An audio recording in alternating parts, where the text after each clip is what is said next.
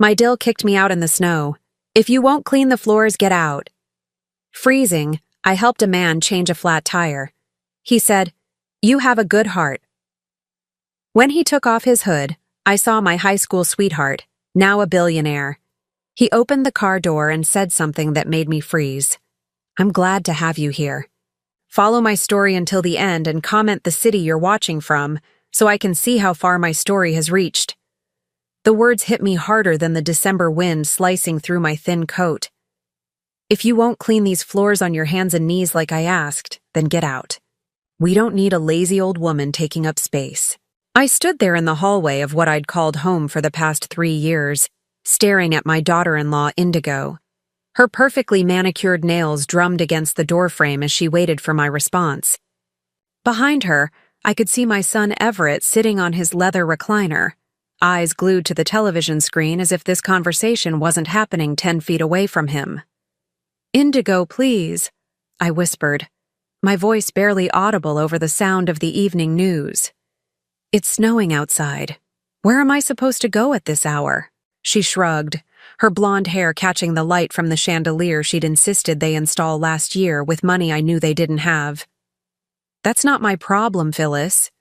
You've been living here rent-free for 3 years, eating our food, using our electricity. The least you could do is clean up after yourself properly." Rent-free. The words stung because they weren't true. Every month, I handed over $800 of my $1,200 pension to help with household expenses.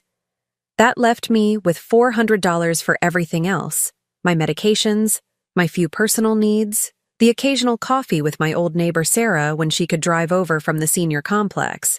"Everett," I called out, hoping my son would finally speak up, would finally defend his mother the way I'd defended him countless times throughout his 38 years of life. "Son, please tell her I can't go out in this weather." He didn't even turn around, just lifted the volume on the remote control until the sound of some crime drama filled the room. The message was clear. He was choosing his wife's comfort over his mother's safety. I looked down at my feet, still wearing the thin house slippers I'd put on that morning when I woke up in the converted storage room they called my bedroom.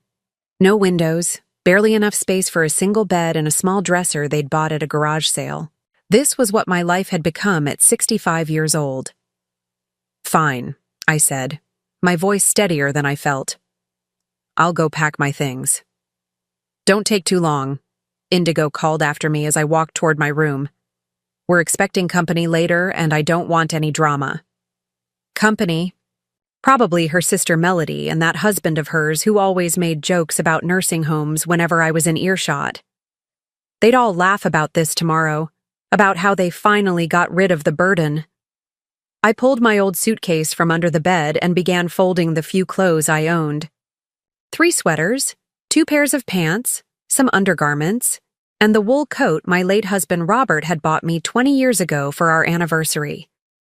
Everything I owned in this world fit into one small suitcase. As I packed, memories flooded back. Everett as a baby, colicky and difficult, while Robert worked double shifts at the factory. The years after Robert died when Everett was only 16, how I worked 3 jobs to keep us afloat and pay for his college. The pride in his eyes when he graduated, the promises he made about taking care of me when I got older. Those promises felt like lies now.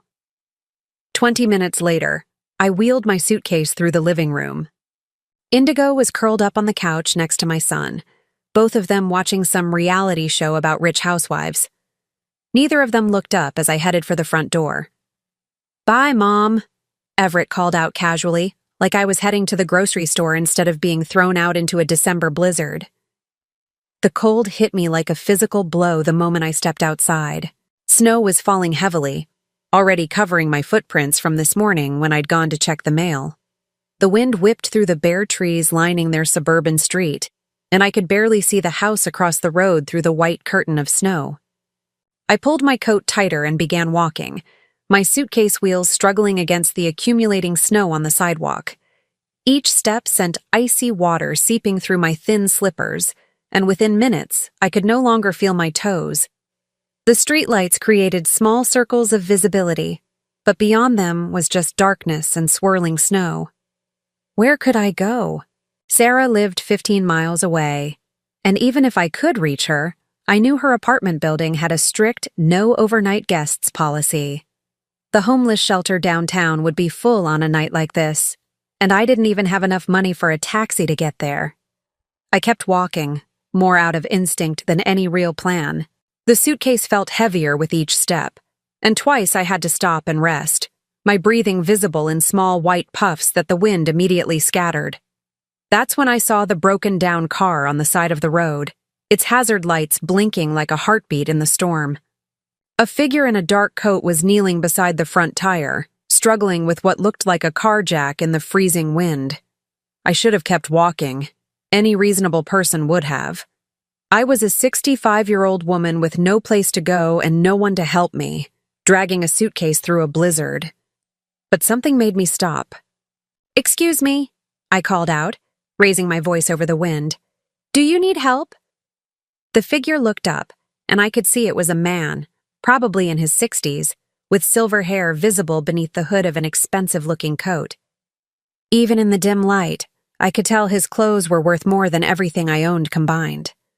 "Ma'am, you shouldn't be out in this weather," he said, standing up and brushing snow off his knees. "Is your car broken down too?" I almost laughed at the assumption that I owned a car. "No, I was just walking by and saw you needed help. I know how to change a tire." It was true. Robert had taught me years ago, insisting that a woman needed to know how to take care of herself.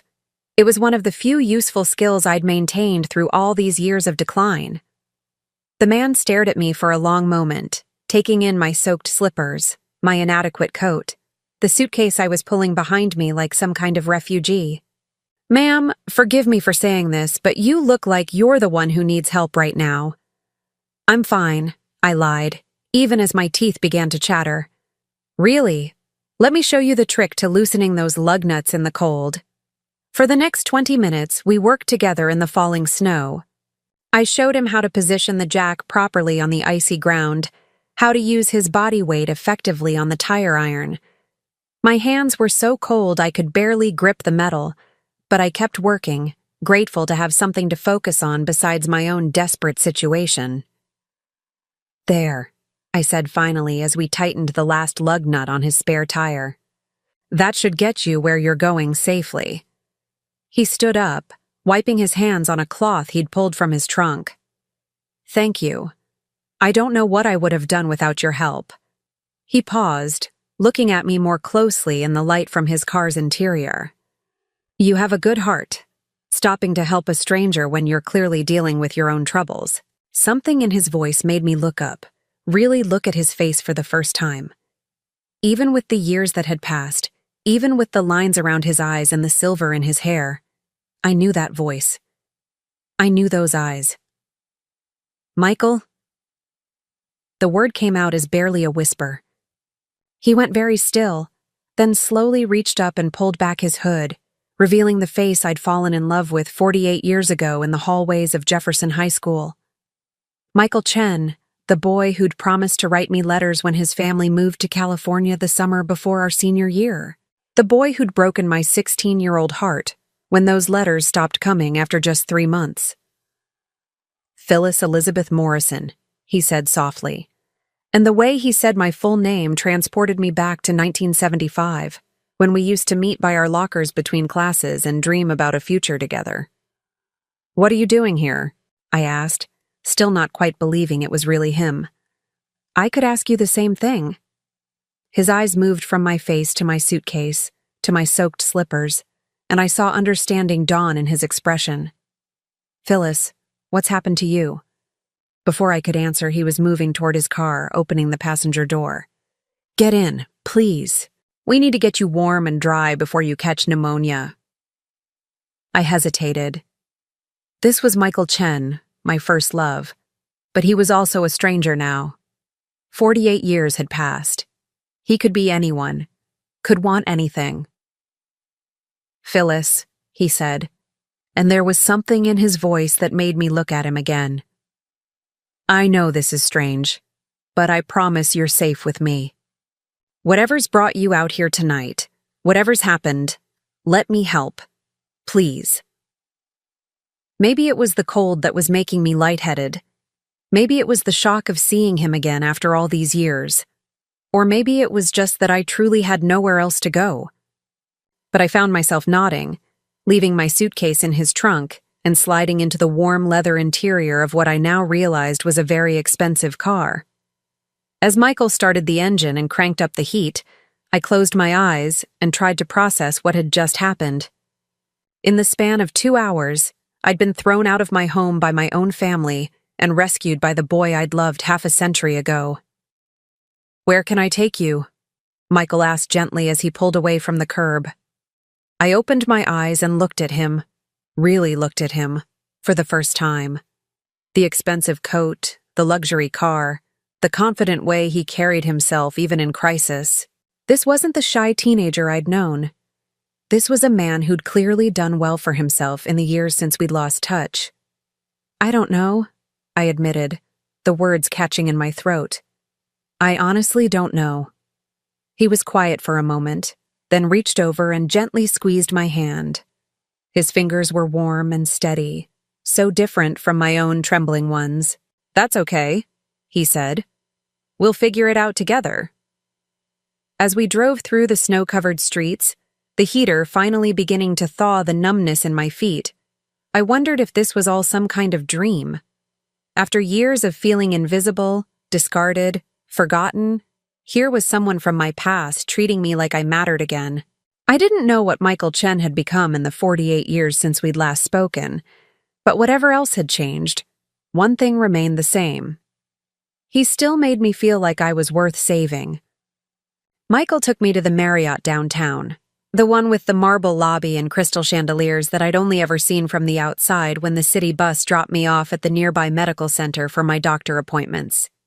The desk clerk didn't even blink when Michael requested their best available suite, just handed over the key cards with the practiced smile of someone accustomed to wealth. "Mr. Chen, welcome back," she said warmly. "Will you be staying long this time?" "I'm not sure yet," he replied, his hand gently resting on my back as he guided me toward the elevators. "We'll let you know." The suite was larger than the room I'd been living in at Everett's house. Floor-to-ceiling windows looked out over the city lights, now blurred by the continuing snowfall.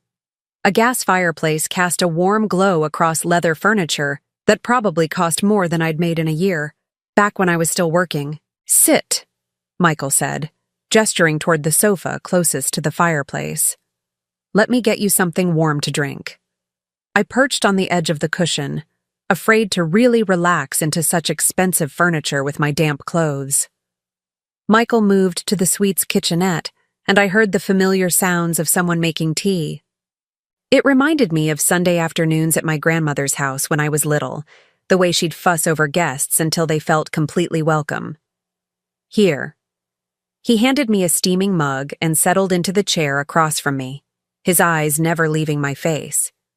"Now tell me what happened tonight, and don't say nothing. I know you better than that, even after all these years." The warmth of the tea seemed to unlock something inside me. Maybe it was the shock of the evening, or maybe it was seeing Michael again, but suddenly I was talking, telling him everything. About Robert's death 8 years ago, about the struggle to live on my small pension, about Everett's invitation to move in with them that had seemed like salvation at the time. "I thought it would be good for all of us," I said, staring into my tea. "I could help with cooking, cleaning, maybe babysit when they had children. I didn't realize I'd become their live-in servant." Michael's jaw tightened. "They made you pay rent?"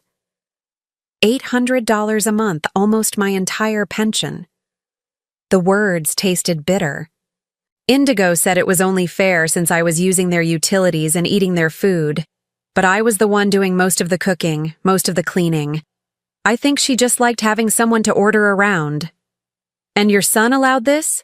I was quiet for a long moment, remembering all the times I'd hoped Everett would stand up for me, would remember who I was before I became this diminished version of myself. Everett learned a long time ago that keeping Indigo happy was easier than making waves. She has very specific ideas about how things should be done, and she doesn't tolerate disagreement. What triggered tonight's eviction? I almost laughed at how delicately he put it. She wanted me to scrub the bathroom floors on my hands and knees. Said using a mop wasn't thorough enough. When I suggested that at my age, maybe I could clean them effectively without crawling around on the tile, she decided I was being defiant. Michael set down his coffee cup with enough force to make me look up. His face was calm, but his eyes burned with an anger I'd never seen there before. She threw a 65-year-old woman out into a blizzard because you wouldn't scrub floors on your hands and knees? It sounds worse when you say it like that. It sounds like exactly what it is. Elder abuse. He stood up and began pacing to the window, his expensive suit moving with the fluid confidence of someone who'd learned to command rooms. Phyllis, you can't go back there. I don't have anywhere else to go. The admission hung between us like a physical thing. My pension barely covers basic expenses. I can't afford an apartment on my own, even a studio. I looked into senior housing, but the waiting lists are years long. Michael stopped pacing and turned to face me. In the soft light from the fireplace, I could see the boy I'd fallen in love with superimposed over the successful man he'd become. Same dark eyes, same way of tilting his head when he was thinking. What happened to us, Phyllis? He asked quietly. After I moved to California, I wrote you letters every week for months, but you never responded. I felt something cold settle in my stomach. What letters? Michael, I never received any letters from you. He went very still. That's impossible. I sent them to your home address, the same one I'd been to dozens of times. I waited, I whispered, the old pain rising fresh and sharp. I waited for months. I thought you'd forgotten about me, found someone new in California. I thought you were done with small-town girls who weren't sophisticated enough for your new life. Michael sank back into his chair, his face pale. My mother, he said finally. She never liked you, never thought you were good enough for me. She must have. She must have intercepted the letters before they reached you. The silence stretched between us as we both absorbed the magnitude of what his mother had stolen from us. 48 years of wondering, of believing ourselves abandoned or forgotten, when the truth was that someone else had made the choice to separate us. I looked for you, he said eventually. Not right away. I was young and hurt and angry that you'd apparently cut me off completely. But later, when I was older and more successful, I hired investigators. They told me you'd married Robert Morrison and moved away, that you seemed happy and settled. I didn't want to disrupt that. Robert was a good man, I said carefully. We had a good marriage. But Michael, I never stopped wondering what might have been if you'd written, if I'd known you still cared. And now here we are, he said softly. Both of us alone, both of us carrying regrets we didn't even know we should have. I studied his face in the firelight, seeing the lines that spoke of years of hard work and success, but also of loneliness. Tell me about your life. What happened after California? Are you married? Do you have children? Michael smiled, but it didn't quite reach his eyes. I threw myself into work after losing you. Started a software company in Silicon Valley in the early 80s, just as personal computers were taking off. We went public in '92, and I've been expanding into different technologies ever since. That sounds very successful. It is. I'm worth somewhere around $250 million now. He said it matter-of-factly without pride or shame. I married twice. First wife left me for her tennis instructor after 5 years. Said I worked too much, cared more about my computers than her. She wasn't wrong. Second wife lasted 8 years before she decided she preferred the lifestyle my money provided over actually living with me. No children? No. Sarah, my first wife, had a son from her previous marriage. I tried to be a father figure, but when she left, she made sure I never saw him again. Carla never wanted kids, said they'd interfere with travel, with her social calendar. He leaned forward, resting his elbows on his knees. What about you? Besides Everett? Just Everett. I had 2 miscarriages after him, and then the doctor said it wasn't likely I'd carry another pregnancy to term. Robert and I talked about adoption, but I trailed off, not wanting to say that we'd never quite had enough money for the process, that every extra dollar went toward Everett's needs and expenses. You put everything into raising him? Everything. I thought about the jobs I'd taken, cleaning offices at night, working retail on weekends, anything to make sure Everett had what he needed. When Robert died, Everett was in his 2nd year of college. I kept working, kept paying his tuition and living expenses. I wanted him to finish, to have opportunities I'd never had. And how did he repay that sacrifice? I was quiet for a long time, staring into the fire. Finally, I looked up at Michael. He married a woman who sees me as competition for his attention and resources, and he chose her comfort over my basic safety. Michael's expression hardened again. He doesn't deserve you. He's my son. That doesn't give him the right to treat you like a burden. Michael moved from his chair to sit beside me on the sofa, close enough that I could smell his cologne. Expensive but not overwhelming, different from the drugstore aftershave Robert used to wear. Phyllis, I want to ask you something, and I need you to really think before you answer. I nodded, suddenly nervous about what he might say. What if you didn't have to worry about money anymore? What if you could live anywhere you wanted, do anything you wanted, without having to depend on people who don't appreciate you? That's not realistic, Michael. I'm 65 years old. I don't have skills that anyone wants to pay for anymore. I don't have savings or investments or... I'm not talking about a job, he interrupted gently. I'm talking about me taking care of you. I'm talking about you letting me give you the life you should have had all along. I stared at him, certain I'd misunderstood. What are you saying? I'm saying I never stopped loving you, Phyllis Elizabeth Morrison. Not in 48 years, and I'm saying that if you'll let me, I'd like to spend whatever time we have left making up for all the years we lost. The words hung in the air between us, impossible and wonderful and terrifying all at once. Outside, the snow continued to fall, covering the world in white silence.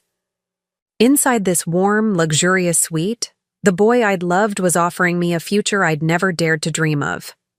But there was still the matter of my family, my son who'd thrown me out, but who might still need me. There was still the question of whether 2 people could bridge 48 years of separate living and find their way back to love. I don't know what to say, I whispered. Michael reached for my hand, the same way he had in his car, his fingers warm and steady around mine. Say you'll think about it. Say you won't go back to people who don't value you just because you think you have no other choice. I looked around the beautiful room, at this man who'd appeared like a miracle in the middle of the worst night of my life. Tomorrow, I'd have to make decisions about my future, about what came next. But tonight, for the first time in years, I felt safe. I'll think about it, I promised, and saw something that might have been hope light up in his dark eyes. I woke up the next morning in a bed so comfortable I thought I was still dreaming. Egyptian cotton sheets, down pillows that cradled my head like clouds, and sunlight streaming through windows that looked out over a city I'd lived in for 40 years but never seen from this height. For a moment I couldn't remember where I was. Then it all came flooding back. The fight with Indigo, the blizzard, Michael's face in the snow-covered darkness. I sat up slowly, my joints protesting less than they usually did after a night on the narrow bed at Everett's house. Michael had insisted I take the master bedroom while he slept on the sofa, despite my protests. A gentleman doesn't let a lady sleep on furniture, he'd said with a smile that reminded me so much of the boy I'd known that my heart had actually skipped a beat. There was a soft knock on the door. Phyllis, are you awake? I've ordered room service. I wrapped the hotel bathrobe around myself, thick terry cloth that probably cost more than my entire wardrobe, and opened the door. Michael stood there holding a silver coffee pot, still wearing his shirt from yesterday, but looking refreshed in a way that spoke of expensive skincare and good genetics. "Good morning," he said, and there was something almost shy in his voice. "I wasn't sure how you liked your coffee, so I ordered everything." The sitting area had been transformed into a breakfast nook. Fresh orange juice, pastries that looked like they'd come from a French bakery, eggs Benedict, fresh fruit arranged like artwork. I couldn't remember the last time I'd seen so much food that wasn't marked with clearance stickers from the grocery store. "This is too much," I protested, but Michael was already pulling out a chair for me. "It's been 48 years since I got to have breakfast with you," he said. "Let me spoil you a little." As we ate, Michael talked about his business, his travels, the house he'd built in Napa Valley that he rarely had time to enjoy. I found myself relaxing in a way I hadn't in years, laughing at his stories about difficult clients and technology disasters. This was the Michael I remembered, funny, kind, interested in everything I had to say. "What about you?" he asked as I finished the best croissant I'd ever tasted in my life. "What did you do before you retired? Besides raising Everett, I mean." I felt the familiar flush of embarrassment. "Nothing very exciting. I worked at a dry cleaner for 23 years after Robert died. Before that, I did whatever I could. Cleaning offices, retail, some waitressing. Just survival jobs, really." "Don't do that," Michael said firmly. "Diminish yourself. You kept a family together, raised a son, survived losing your husband, adapted to whatever work you could find to make ends meet. That takes tremendous strength and resourcefulness." I was saved from having to respond by the ringing of my old flip phone. The caller ID showed Everett's number, and my stomach immediately clenched with anxiety. Old habits die hard. Even after being thrown out in a snowstorm, my first instinct was still to worry about my son. "I should probably take this," I said apologetically. Michael nodded. "Of course, I'll be right here." I answered on the fourth ring. "Hello, Everett." "Mom, where the hell are you?" His voice was tight with an emotion I couldn't quite identify. "Indigo's been calling around looking for you all morning. She's worried sick." Worried sick, after throwing me out in a blizzard. The irony would have been funny if it wasn't so painful. "I'm fine," I said simply. "I found somewhere warm and safe to stay." "Where?" "With that Sarah woman?" "Because I called her place and she said she hadn't heard from you." I glanced at Michael, who was pretending to read a newspaper but clearly listening to every word. "I'm staying with an old friend." "What old friend?" "Mom, you don't have any friends with money. I can tell you're somewhere fancy. I can hear it in the background. What's going on?" There was something in Everett's voice that I'd never heard before. Not concern for my well-being, but something that sounded almost like panic, as if my being somewhere fancy was somehow threatening to him. "It doesn't matter where I am," I said. "I'm safe, I'm warm, and I'm being treated with respect. Something I haven't experienced in your house for quite some time." "Mom, don't be dramatic. Indigo was just having a bad day yesterday. You know how stressed she gets. Come home and we'll work this out." "Work what out exactly?" "The fact that I pay $800 a month to be treated like hired help. The fact that your wife thinks it's appropriate to demand I scrub floors on my hands and knees? Or the fact that you sat there and watched her throw your mother out into a snowstorm without saying a word?" Silence on the other end. Then, "She said you could come back if you apologized." The words hit me like a physical blow. After everything that had happened, after I'd nearly frozen to death on the streets because of their cruelty, they wanted me to apologize. "Goodbye, Everett," I said quietly, and hung up before he could respond. Michael looked up from his newspaper. "Everything all right?" "They want me to apologize," I said, still staring at my phone. "For what? Refusing to be abused?" Before I could answer, my phone rang again. This time it was a number I didn't recognize. "Hello? Is this Phyllis Morrison?" The voice was female, young, with an edge of barely controlled hysteria. "Who is this?" "This is Indigo. I'm using my sister's phone because you're not answering when I call from mine. I almost hung up immediately, but something in her tone made me pause. Gone was the cold authority from yesterday. Instead, she sounded frantic, desperate in a way I'd never heard before. What do you want, Indigo? I want to know where you are and who you're with. Her voice was shaking. Everett said you're staying somewhere expensive, with some friend who has money. I need to know who it is. Why? Because. She paused, and I could hear her breathing heavily. Because I know everyone in your social circle, Phyllis. You don't have friends with money. So either you're lying about where you are, or something else is going on. Michael was watching me now, his expression concerned. I put the phone on speaker so he could hear. I don't owe you any explanations, I said. Yesterday you made it very clear that I wasn't welcome in your home, so my whereabouts are no longer your concern. Phyllis, please. The desperation in Indigo's voice was unmistakable now. I'm begging you. Just tell me who you're with. What's his name? His name. Interesting that she automatically assumed it was a man, and interesting that she was so panicked about it. Why does it matter? I asked. Because. Another long pause. Because what if he's dangerous? What if he's taking advantage of you? I'm worried about you. Michael raised an eyebrow at that, his expression shifting from concern to something colder. You're worried about me, I repeated slowly. After throwing me out in a blizzard because I wouldn't scrub your bathroom floor. That was a mistake, Indigo said quickly. I was stressed. I wasn't thinking clearly. But this is different. This is about your safety. Something clicked in my mind. How do you know I'm somewhere expensive, Indigo? What? You said Everett told you I was somewhere fancy, that he could hear it in the background. But I was just talking to him on the phone. How would you know about expensive surroundings unless you were listening in on an extension? Silence. Then, I was just worried.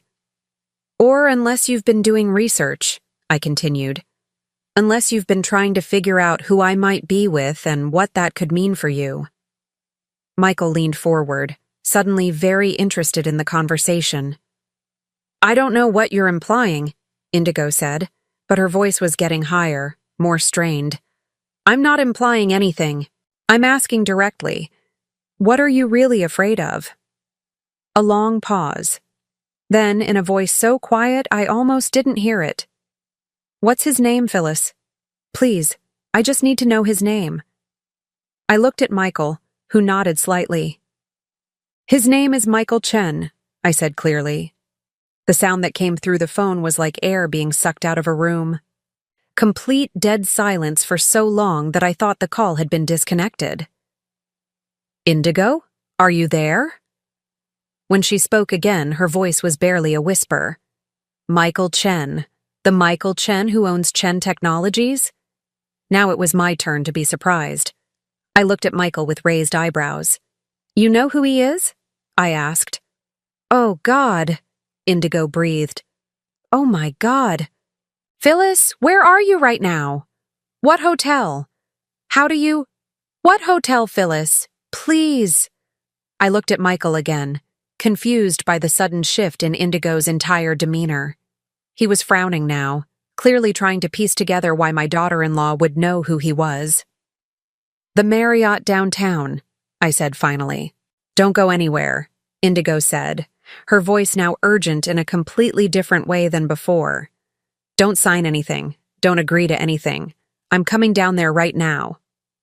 Indigo, what's wrong? How do you know Michael? I don't know him personally, she said, speaking so fast the words tumbled over each other. But Everett works for Henderson Construction, and they've been trying to get a contract with Chen Technologies for 2 years. It would be the biggest deal in the company's history. Phyllis, do you understand what this means? I felt something cold settle in my stomach as the pieces began falling into place. What does it mean? It means you're sitting next to a man who could change our entire life with one phone call. It means you have power now, real power, and I was. Oh God, what have I done? The desperation in her voice was complete now, all pretense of authority or control gone. She'd gone from treating me like a burden to realizing I might be the key to everything she'd ever wanted. "I'll be there in 20 minutes, she said. "Don't do anything until I get there, please, Phyllis, I'm begging you." The line went dead. I set the phone down and looked at Michael, whose expression had gone completely unreadable. "Henderson Construction," he said quietly. "Your son works for Henderson Construction." "You know them?" Michael's smile was cold, nothing like the warm expressions I'd been seeing all morning. "Oh, I know them very well. They've been sending proposals to my company for months, calling my assistants, showing up at my office building trying to get meetings. Very persistent people." "Everett mentioned some big contract they were hoping for," I said slowly. "He's been working overtime, staying late, bringing work home. Indigo kept talking about how this deal could change everything for them financially. And now she realizes that the woman she threw out in the snow is personally acquainted with the man who controls that contract." Michael leaned back in his chair, and for the first time since I'd met him again, he looked every inch the powerful businessman he'd become. How interesting. The irony of the situation was starting to sink in. For 3 years, I'd lived in their house feeling like a burden, like someone they tolerated out of obligation. And all this time, I'd been one chance encounter away from having something they desperately wanted. "What are you going to do?" I asked. Michael was quiet for a long moment, staring out the window at the city below. When he looked back at me, his expression was thoughtful. "That depends," he said finally. "What do you want me to do?" For the first time in years, someone was asking what I wanted, instead of telling me what I should accept. The power dynamic that had defined my life since Robert's death was shifting, and I wasn't sure how to handle it. 20 minutes later, we heard frantic knocking on the suite door. "That'll be them," I said quietly. Michael stood up, straightening his shirt. "Ready?" I thought about yesterday, about scrubbing floors, about walking through the snow with nowhere to go, about feeling invisible and disposable. Then I looked at Michael, at the luxury surrounding us, at the future he was offering. "Ready," I said, and meant it. When Michael opened the door, Indigo practically fell into the room. She'd clearly thrown on whatever clothes were closest: jeans, a wrinkled sweater, hair pulled back in a messy ponytail. Behind her stood Everett, looking confused and uncomfortable. "Mr. Chen," Indigo said breathlessly, extending her hand. "It's such an honor to meet you. I'm Indigo Morrison, and this is my husband Everett. We're so grateful you helped Phyllis last night." Michael shook her hand politely but didn't smile. "Mrs. Morrison, Mr. Morrison." Everett stepped forward, clearly still trying to understand why his mother was having breakfast with one of the most successful businessmen in the state. "Mom, we need to talk. This whole thing has gotten out of hand." "Has it?" I asked, remaining seated at the breakfast table. "Which part? The part where your wife threw me out in a snowstorm, or the part where you let her do it?" Indigo shot her husband a look that could have cut glass, then turned back to Michael with the kind of desperate charm she usually reserved for people she needed favors from. "Mr. Chen, I hope you understand that this was all a terrible misunderstanding. We love Phyllis dearly, and we've been worried sick about her." "Worried enough to call the police when she went missing?" Michael asked mildly. Another silence. We knew she was resourceful," Everett said weakly. Michael nodded slowly, as if this explained everything. "I see. So resourceful that you felt comfortable letting a 65-year-old woman wander around in a blizzard rather than, say, apologizing for your wife's behavior and asking her to stay." "Now wait just a minute," Everett said, some of his usual defensiveness returning. "You don't know the whole story. My mother can be. Difficult sometimes, set in her ways." I felt something snap inside me. Difficult? Because I didn't want to crawl around on bathroom floors? That's not what I meant. Then what did you mean? The words came out louder than I intended, and for the first time in years, I didn't care who was uncomfortable with my anger. Please, enlighten me. Enlighten Mr. Chen. Tell him exactly how difficult I've been while paying $800 a month to live in your storage room and clean your house. Everett's face flushed red. Mom, you're embarrassing yourself. No, Michael said quietly, but his voice carried the unmistakable authority of someone accustomed to being heard. I think you're embarrassing yourself. And your wife. The room fell silent except for the sound of Indigo's rapid breathing. I could practically see her mind racing, trying to figure out how to salvage a situation that was spiraling completely out of her control. Mr. Chen, she said finally, her voice artificially sweet. Perhaps we could discuss this privately. I'd hate for family dynamics to interfere with business relationships. Michael's smile was razor-sharp. Business relationships, Mrs. Morrison? I wasn't aware we had one. Well, no, not yet, but Henderson Construction has been hoping— Yes, Michael interrupted. I know exactly what Henderson Construction has been hoping. The question is, what makes you think I care about their hopes now? The weight of his words settled over the room like a heavy blanket. Indigo's face went white as she realized that her treatment of me hadn't just cost her a free housekeeper and babysitter. It had potentially cost them their financial future, and I was just beginning to understand the true power of my position. The silence that followed Michael's words was deafening. I watched as Indigo's face cycled through a range of emotions: confusion, hope, desperation, and finally, dawning horror as she began to understand that her cruelty hadn't just burned a bridge with me, but potentially destroyed their entire future. Mr. Chen, she said carefully, as if speaking to a wild animal that might bolt at any sudden movement. I know we got off to a bad start, but surely we can work past this. Family disagreements happen. They don't have to affect business. Michael walked over to the window, his hands clasped behind his back as he looked out over the city. When he spoke, his voice was conversational, almost casual. You know, Mrs. Morrison, I've been in business for over 30 years. I've seen every type of person you can imagine: the brilliant, the ruthless, the desperate, the entitled. But there's one type I refuse to do business with under any circumstances. He turned around, and the expression on his face made Everett shift uncomfortably. I don't work with people who abuse those who can't defend themselves. Indigo's mouth opened and closed like a fish gasping for air. It wasn't abuse. It was just a family argument that got heated. You threw a 65-year-old woman out of her home during a blizzard, Michael said, his voice cutting through her protests like a blade, because she wouldn't scrub your bathroom floor on her hands and knees. You took $800 a month from her pension and gave her a storage room to sleep in while treating her like unpaid domestic help. What would you call that? She's being overly dramatic, Everett said, finally finding his voice. My mother has always had a flair for making herself the victim in any situation. The words hit me like a slap, but before I could respond, Michael stepped forward.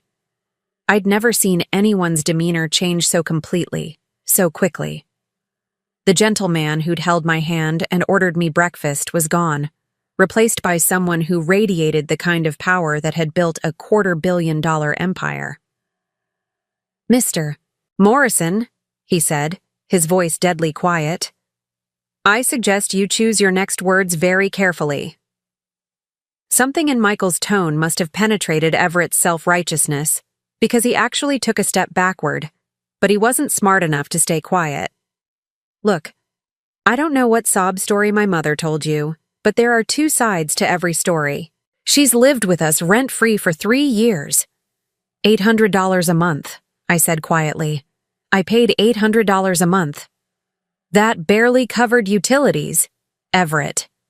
The single word from Michael was enough to make my son's mouth snap shut. I'm going to tell you something, and I want you to listen very carefully. Yesterday morning, I finalized the purchase of Henderson Construction. The color drained from both Indigo's and Everett's faces simultaneously. "What?" Indigo whispered.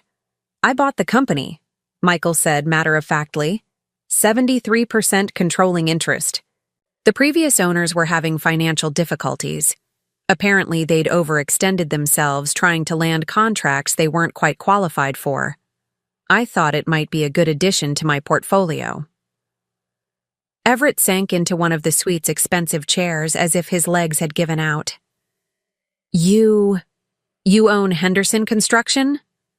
"As of 9 a.m. yesterday morning, yes. Which makes me your boss. Both of your bosses, actually." Michael's smile was cold. "Interesting how these things work out, isn't it?"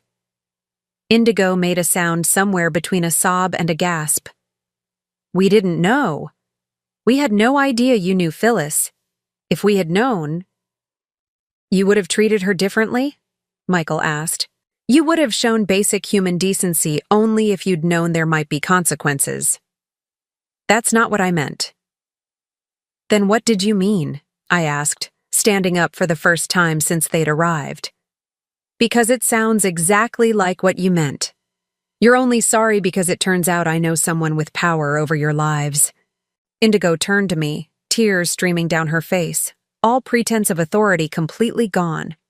"Phyllis, please. I made a mistake. I was stressed about money, about Everett working so much, about everything falling apart if he doesn't get promoted. I took it out on you and that was wrong." "You're right," I said calmly. "It was wrong. Just like it was wrong when you made me give up my bedroom so you could have a craft room. Just like it was wrong when you told your friends I was your live-in helper instead of Everett's mother. Just like it was wrong when you spent 3 years making me feel like a burden in my own son's home." "I can make it up to you," she said desperately. "We can give you the master bedroom. We can stop charging you rent. We can—" "You can what?" Michael asked. "Continue abusing her just with better accommodations?" Everett finally found his voice again. "Now wait just a damn minute. Nobody asked you to get involved in our family business. Your mother was dying of hypothermia on the side of a road," Michael said, his voice rising for the first time, "because you and your wife threw her out into a blizzard. How is that not my business when I'm the one who found her?" "She could have called someone." "Who?" Michael demanded. "Who should she have called? What network of friends and family should a woman have been able to rely on when her own son abandoned her in a snowstorm?" Everett's mouth opened, but no sound came out. For the first time, he seemed to be grappling with the reality of what they'd done, not just to me, but to themselves. "Mr. Chen?" Indigo said, her voice breaking. "Please don't let this affect Everett's job. He's worked so hard. He's been with Henderson for 8 years. This is between you and me, not him." "Is it?" Michael asked. "Because from where I'm standing, Mr. Morrison was sitting right there when you threw his mother out into a blizzard. He had plenty of opportunities to object, to defend her, to show even basic human decency. Instead, he turned up the volume on his television." I watched my son's face as Michael spoke, saw the moment when the full implications of his inaction finally hit him. For 38 years, I'd made excuses for Everett, told myself he was just young, just selfish in the way all children can be, just influenced by his wife. But he wasn't a child anymore. He was a grown man who'd watched his mother be abused and chosen his own comfort over her safety. "Mom?" Everett said, his voice small in a way I hadn't heard since he was little. "I'm sorry. I should have stood up for you." "Yes," I said simply. "You should have. Can you forgive me?" I looked at my son, really looked at him, for what felt like the first time in years. I saw Robert's nose, my own stubborn chin, the little boy who used to crawl into my bed during thunderstorms. But I also saw the man who'd let his wife treat me like a servant, who'd sat silent while I was thrown out into a deadly storm, who'd just called me dramatic for describing my own abuse. "I don't know," I said honestly. "I don't know if I can." Everett's face crumpled. "What do you want me to do? How can I make this right?" Michael spoke before I could answer. You can start by understanding that your actions have consequences. As of Monday morning, you're both being transferred to the janitorial division. What? Indigo shrieked. You can't do that. Everett is a project manager. He has a college degree. Had, Michael corrected. He had a position as a project manager. Now he has a position emptying trash cans and mopping floors, effective immediately. This is insane, Everett said, standing up so quickly his chair nearly tipped over. You can't destroy our lives because of a family argument. I'm not destroying anything, Michael said calmly. I'm simply demonstrating that actions have consequences. You both seem to have trouble with that concept. We'll sue, Indigo said wildly. This is wrongful termination, workplace retaliation. For what? Michael asked. I'm not firing you. I'm reassigning you to positions better suited to your character. Surely people who think it's appropriate to demand an elderly woman scrub floors on her knees shouldn't object to doing some floor scrubbing themselves. The brutal logic of it hit them both like a physical blow. They'd set the terms: manual labor as punishment, cleaning as humiliation. Now they were going to live by those same terms. How long? Everett asked quietly. That depends, Michael said, looking at me. Phyllis, what do you think would be appropriate? The question surprised me. For 3 years, no one had asked my opinion about anything that mattered. Now I was being asked to determine my son's fate. I think, I said slowly, that depends entirely on whether they're genuinely sorry or just sorry they got caught. We're sorry, Indigo said quickly. We're genuinely sorry. Are you? I asked. Are you sorry for treating me badly, or are you sorry that treating me badly turned out to be expensive? Neither of them answered, which was answer enough. Michael nodded as if this confirmed something he'd already suspected. I think 6 months of janitorial work might give you both some perspective on the value of treating people with dignity, regardless of their circumstances. 6 months? Everett's voice cracked. We can't survive 6 months on janitor wages. The mortgage? The car payments? Then perhaps you'll gain some appreciation for what your mother managed on $1,200 a month while paying you $800 of it, Michael said without sympathy. I watched as the full weight of their situation settled over them. Everett had never been without financial security, had never faced the kind of struggles I'd dealt with for years. Indigo had built her entire identity around being married to a successful man, around the status and security that came with middle-class respectability. What do you want from us? Indigo asked, her voice hollow. It was the first time either of them had asked what I wanted instead of telling me what I should accept. The question hung in the air between us, heavy with possibility and pain. I want to matter, I said finally. I want to be treated like a person instead of a burden. I want respect for the sacrifices I made and the love I gave. I want you to understand that throwing someone away doesn't make them worthless. It just makes you cruel. Can you teach us how to do that? Everett asked, and for the first time since he'd arrived, I heard something real in his voice. Not manipulation or desperation, but genuine regret. I looked at my son, at his wife, at the mess they'd made of their lives in a single evening of cruelty. Then I looked at Michael, who was watching me with the same patient attention he'd shown 48 years ago when I was trying to solve a difficult math problem. I don't know, I said honestly, but maybe we can find out. Michael stepped closer to me, his hand finding mine with the same gentle certainty he'd shown in the car last night. Whatever you decide, you don't have to face it alone anymore.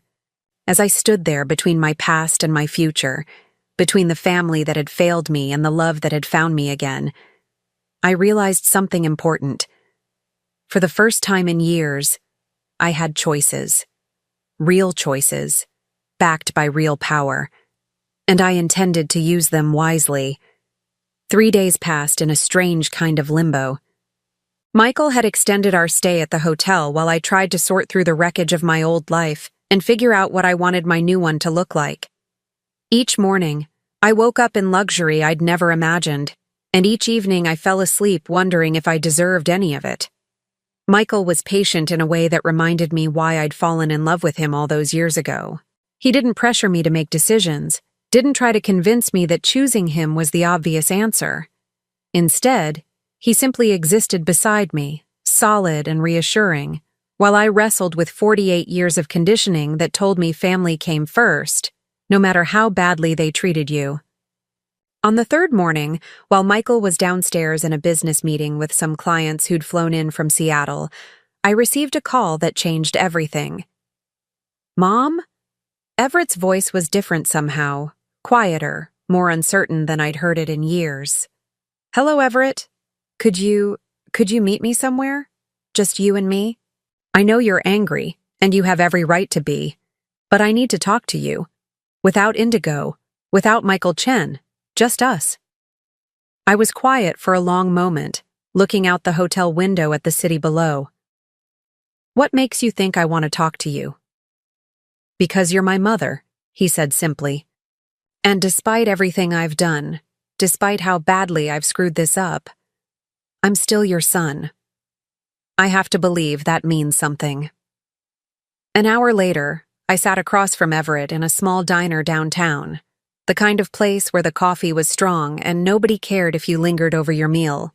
He looked terrible, his hair unwashed, his clothes wrinkled, deep circles under his eyes that spoke of sleepless nights and desperate worry. "You look like hell," I said, and was surprised to hear a note of maternal concern creep into my voice despite everything. He laughed, but there was no humor in it. "I feel like hell, Mom. I've been thinking about what happened, really thinking about it, and I need you to know something." "What's that?" "I remember now. I remember being little and Dad leaving, and how scared I was that you might leave too. I remember you working all those jobs, coming home exhausted, and how I used to think that if I was just good enough, perfect enough, you'd never have to work so hard." His eyes filled with tears, and for a moment I saw not the 38-year-old man who'd betrayed me, but the frightened little boy who used to crawl into my bed during thunderstorms. "But then I grew up," he continued, "and somewhere along the way, I started taking all those sacrifices for granted. I started thinking they were just what mothers did, not something special you'd chosen to do for me. And when Indigo came along, you found someone who told you that you were the center of the universe," I said quietly.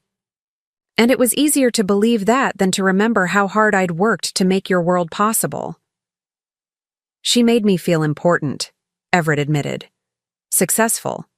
Like I deserved to be taken care of instead of being the one doing the taking care of.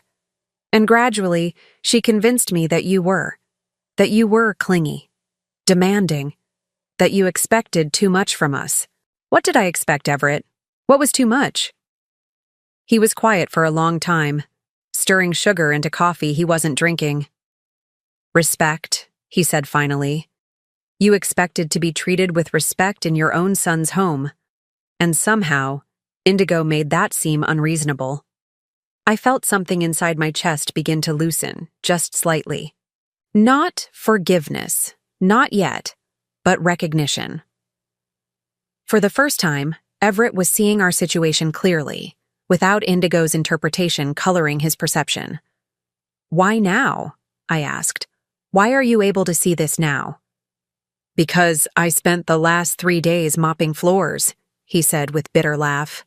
"And every time I got down on my hands and knees to scrub something, I thought about you, about how Indigo demanded you do the same thing, and how I sat there and let it happen. I thought about what it must have felt like to be 65 years old and treated like a servant in your own son's home." "How did it feel?" I asked. "The floor scrubbing?" "Humiliating. Demoralizing. Like I was being punished for something I couldn't quite name." He looked up at me, his eyes red-rimmed with exhaustion and shame. "Is that how we made you feel every day?" "Most days," I said honestly. "God, Mom, I'm so sorry. I'm so incredibly sorry." The apology hung between us, raw and real in a way that felt different from his desperate pleading in Michael's hotel suite. This wasn't about getting me to come back or trying to fix his financial problems. This was about genuine recognition of harm done and pain caused. "What about Indigo?" I asked. "How is she handling her new position?" Everett's expression darkened. "She's not. She called in sick the first 2 days, then showed up yesterday and lasted about 3 hours before having what I can only describe as a complete breakdown. Started screaming at the supervisor, demanding to speak to Michael Chen directly, threatening to sue everyone from the janitor to the CEO. Did she speak to Michael? No. Security escorted her out of the building. She's been fired, Mom. Completely fired. And she's—" He paused, struggling with something. "She's blaming you for everything. Says you manipulated the situation, that you planned this somehow. She's talking about taking legal action against you for intentionally sabotaging her life." I felt a cold anger settle in my chest. Even now, even after everything that had happened, Indigo couldn't accept responsibility for her own actions. "And you?" I asked. "Do you believe that?" "No," Everett said firmly. "No, I don't. I think you were just trying to survive in our house, and we made that as difficult as possible. I think when someone finally treated you with kindness, you responded to that kindness. There was no manipulation, no planning, just basic human need for dignity." We sat in silence for a while, both of us processing the magnitude of what had been broken and what might possibly be repaired. "What happens now?" Everett asked finally. "I don't know," I said honestly. "Michael has asked me to move in with him. He wants to take care of me, to give me a life I never imagined possible. And I'm seriously considering saying yes." "You should," Everett said, surprising me. "Mom, you should absolutely say yes. Even though it means leaving you behind?" "Especially because it means leaving me behind." He reached across the table and took my hand, his fingers rough from 3 days of manual labor. "I need to figure out who I am without Indigo telling me. I need to learn how to be a man who stands up for the people he loves instead of a man who takes the easy way out. And I can't do that while you're still there trying to take care of me." "What about your marriage?" "What marriage?" Everett laughed bitterly. "Indigo moved in with her sister yesterday. Said she couldn't stand to look at me, knowing I was the reason her life fell apart. She wants a divorce, wants half of everything, and she's probably going to get it. The house will have to be sold, the car's repossessed. I'll probably end up in a studio apartment somewhere, starting over at 38 years old." "I'm sorry," I said, and was surprised to discover I meant it. "Don't be. This is what I deserve. This is what we both deserve." He squeezed my hand. "But you, Mom, you deserve so much better than what I gave you. If Michael Chen can provide that, then please, please don't let guilt over me stop you from taking it."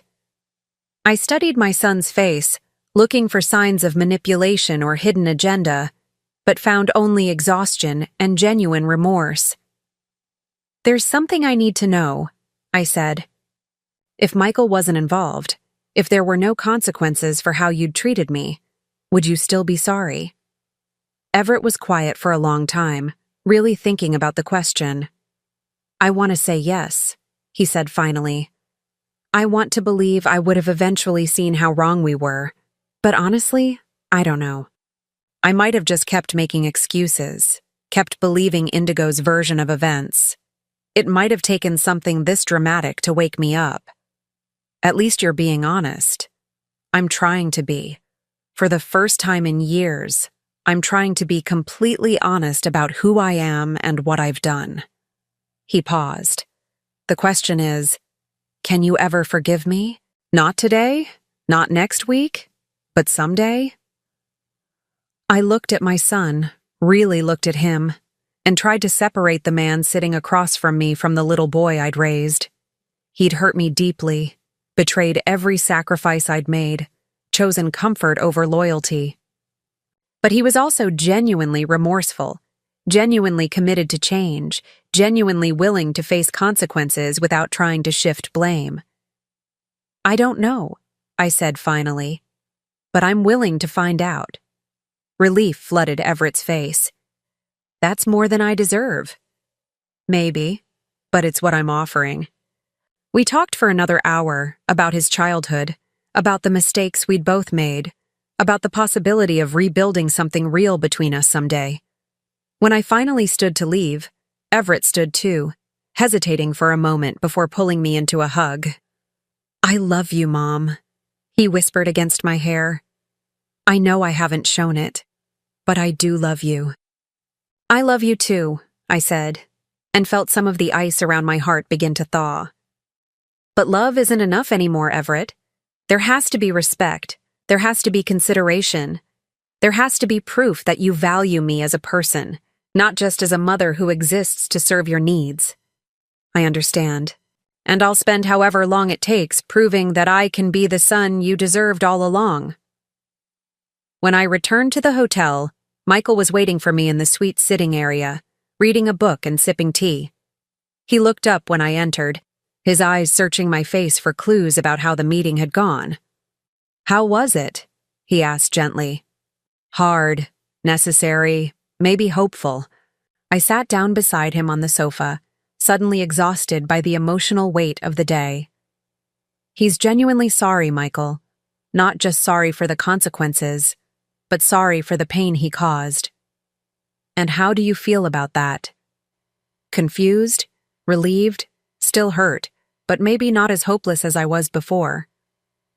I leaned back against the soft cushions, closing my eyes. He told me I should say yes to you, said I deserved better than what he'd given me. And what do you think?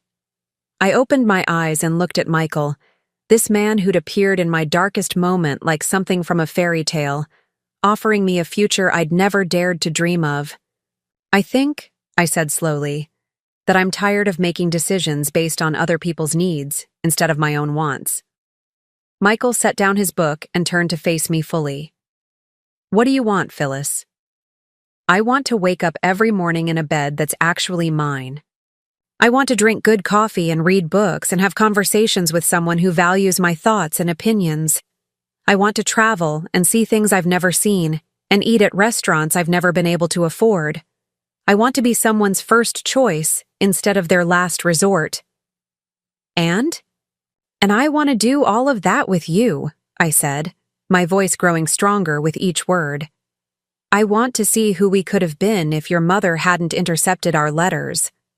I want to find out if two people can fall in love again after 48 years apart. Michael's smile was radiant, transforming his entire face. Is that a yes? That's a yes, I said, and felt the last chains of my old life fall away. He reached into his jacket pocket and pulled out a small velvet box. I was hoping you'd say that. Inside was the most beautiful ring I'd ever seen. Not the traditional diamond solitaire I might have expected, but a vintage emerald surrounded by tiny diamonds, elegant and unique and perfect. It was my grandmother's, Michael said as he slipped it onto my finger. She wore it for 63 years, through good times and bad, through war and peace, through poverty and prosperity. I want you to wear it for whatever time we have left, whether that's 3 years or 30. I stared at the ring, at the way it caught the light, at the way it looked on my hand like it belonged there.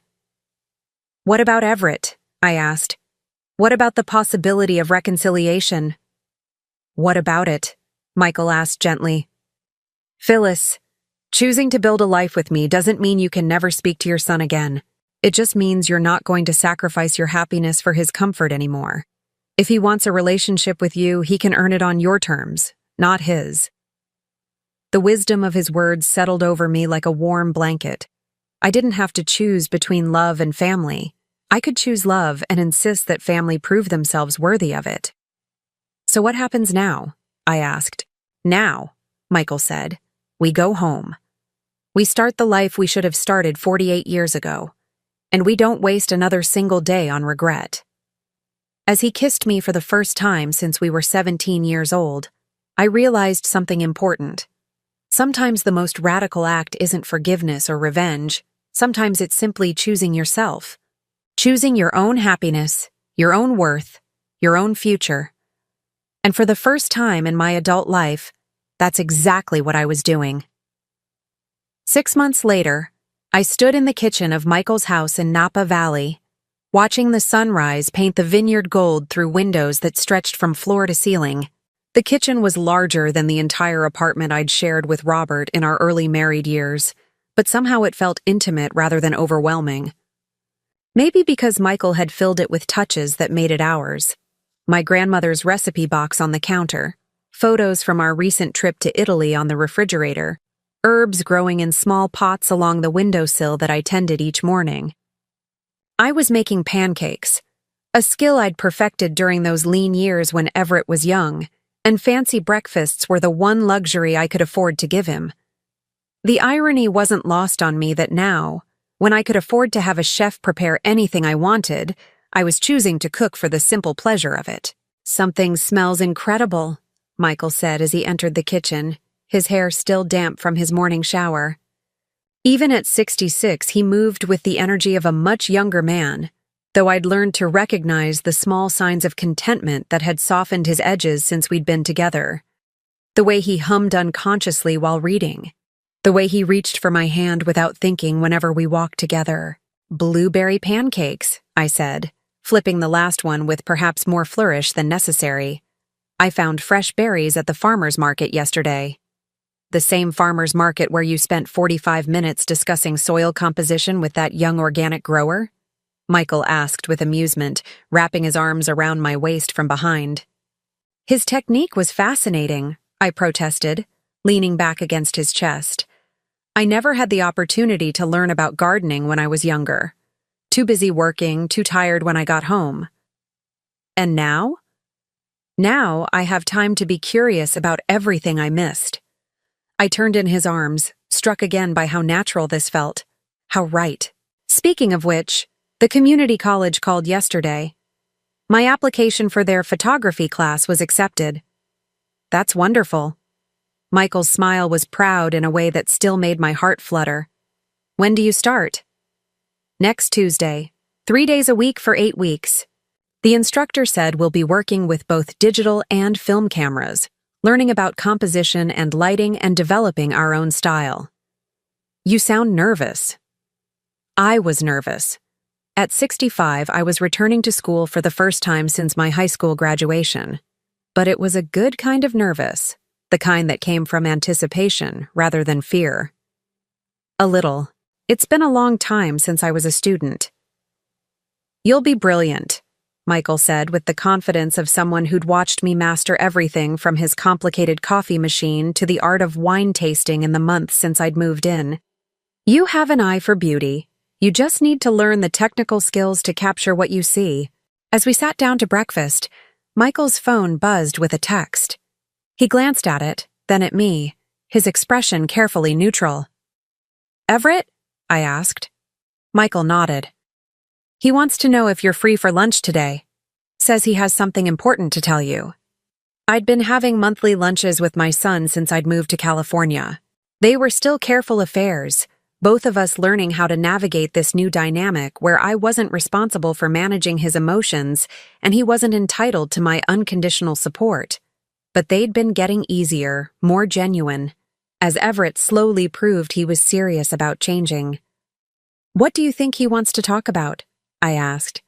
"I suspect it has to do with the papers his lawyer filed yesterday." I raised an eyebrow. Michael's business connections meant he often knew about legal proceedings before the people involved did. "What papers?" "Divorce papers. Everett filed for divorce from Indigo yesterday morning, citing irreconcilable differences and requesting no spousal support." I set down my coffee cup, surprised by the relief I felt. In the 6 months since everything had fallen apart, Indigo had made several attempts to reconcile with Everett, each one more manipulative than the last. She'd tried tears, threats, promises of change, and when those failed, she'd attempted to use their mutual friends to pressure him into taking her back. "How do you feel about that?" Michael asked carefully. Relieved, I said honestly. As long as he was still married to her, there was always the possibility that she'd convince him to go back to old patterns. This feels like finality. It is finality. She can't hurt you anymore, Phyllis. She has no power over your life or your relationship with your son. An hour later, I sat across from Everett in the same diner where we'd had our first honest conversation 6 months ago. He looked different, thinner but healthier somehow. His hair was shorter, his clothes simpler, and there was something in his posture that suggested he was more comfortable with himself than he'd been in years. "You look good," I told him, and meant it. "I feel good. Different, but good." He smiled, and for the first time in years, it reached his eyes. "Mom, I need to tell you something important, and I want you to hear it from me before you hear it from anyone else. The divorce papers." His eyebrows shot up. "You already know?" "Michael has his sources. How are you feeling about it?" Everett was quiet for a moment, stirring cream into his coffee with the same absent-minded concentration he'd had as a child when he was thinking through something difficult. "Relieved," he said finally. "Scared, but relieved. For the first time since I married her, I feel like I can make decisions based on what I think is right, instead of what will keep peace in the house." "What changed your mind? Last time we talked, you were still trying to save the marriage." "Last time we talked, I was still trying to save the person I thought she could become instead of accepting who she actually is." Everett looked up from his coffee. "She came to see me last week, wanted to discuss reconciliation. But the whole conversation was about what you and Michael had taken from her, how her life had been destroyed by your selfishness. Not once did she acknowledge what she'd done wrong. Not once did she take responsibility for her own actions. And that bothered you?" It terrified me. Because I realized that if I took her back, I'd be choosing to spend the rest of my life with someone who thinks cruelty is justified as long as the target can't fight back. Someone who sees kindness as weakness and respect as something that has to be earned through submission. I felt something ease in my chest that I hadn't even realized was still tight. For months, I'd been afraid that Everett's remorse was temporary, that eventually Indigo would find a way to convince him that I was the real villain in their story. "There's something else," Everett continued. "I've been going to therapy, individual therapy, not couples counseling. I needed to understand how I became someone who could sit quietly while his wife abused his mother. What have you learned? That I spent most of my adult life looking for someone who would make me feel important without requiring me to actually be important. Indigo made me feel like a success without demanding that I succeed at anything that mattered. She made me feel like a good person without requiring me to do good things. The insight was more profound than I'd expected from my son, who'd never been particularly introspective. Dr. Martinez, my therapist, helped me understand that when you sacrifice for someone without them acknowledging the sacrifice, it can create resentment instead of gratitude. I think that's what happened with us. You gave me so much, worked so hard to provide for me, and I started taking it for granted instead of being grateful for it. You were a child, Everett. Children are supposed to take their parents' love for granted. But I wasn't a child when I married Indigo. I wasn't a child when I let her treat you like a servant in our house. I was a grown man who chose comfort over courage, and that's something I have to live with." We were quiet for a moment, both of us processing the weight of his words. "What happens now?" I asked. "Now I figure out who I am when I'm not trying to please someone who can't be pleased. I keep working. Michael has been fair about letting me earn my way back to a better position, though I'll never take that for granted again. I keep going to therapy. I keep working on becoming someone you can be proud of instead of someone you have to make excuses for." "I'm already proud of you," I said softly.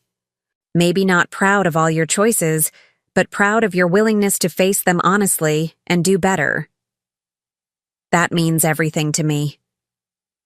Everett reached across the table and took my hand.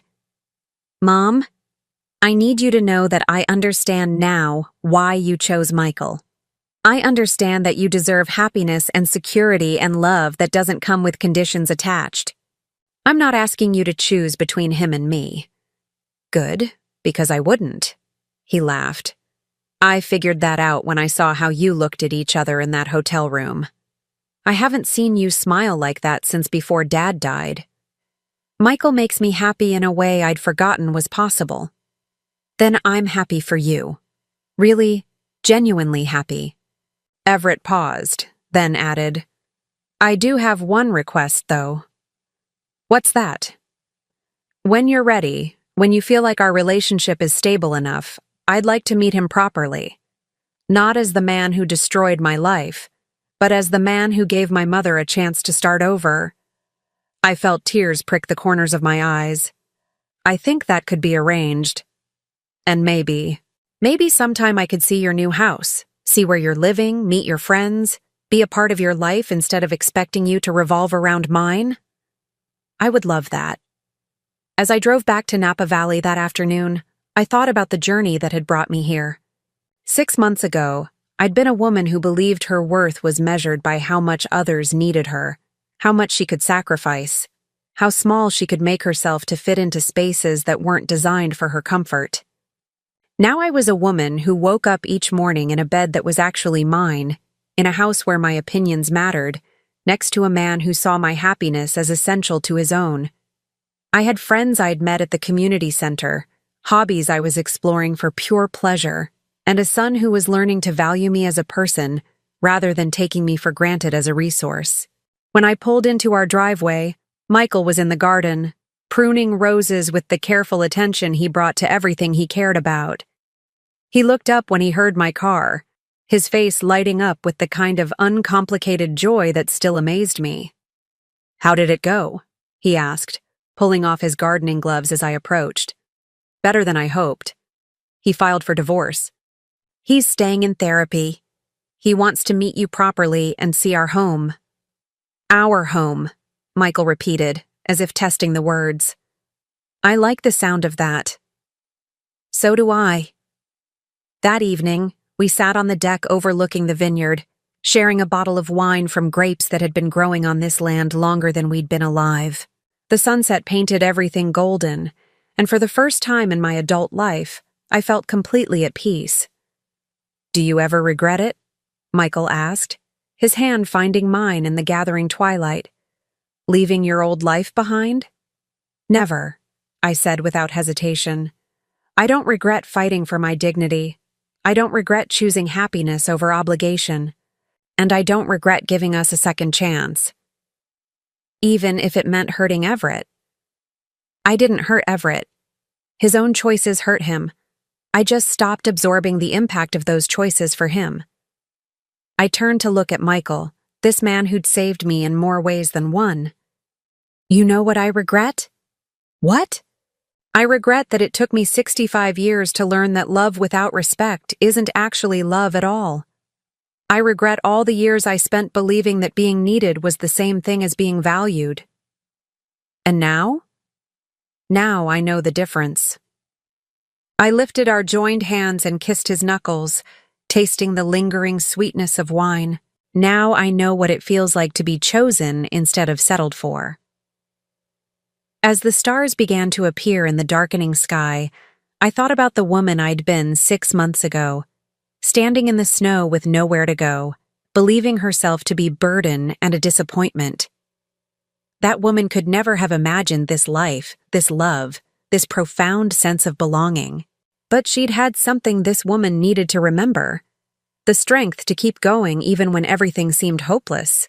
The courage to help a stranger change a tire even when she was drowning in her own problems. The dignity to maintain her values even when no one else respected them. Those qualities hadn't disappeared when my circumstances changed. They'd simply been given space to flourish in soil that nourished rather than depleted them. Thank you, I said to Michael as we prepared to go inside. For what? For seeing me, for valuing me, for proving that it's never too late to start over. Thank you, he replied, for having a heart good enough to stop and help a stranger on the worst night of your life, for being brave enough to trust me with your future, for teaching me that love is even more beautiful the second time around. As we walked into our house together, I realized that some stories don't end with dramatic confrontations or perfect reconciliations. Sometimes they end with quiet contentment, with the simple joy of being known and cherished, with the profound satisfaction of a life rebuilt on your own terms. Sometimes the greatest victory isn't defeating your enemies, it's walking away from battles that were never yours to fight in the first place. Sometimes the most powerful choice isn't forgiveness or revenge, it's simply choosing yourself. And sometimes, if you're very lucky, choosing yourself leads you back to a love you thought was lost forever, and forward to a future more beautiful than any you dared to imagine. Now I'm curious about you who listened to my story. What would you do if you were in my place?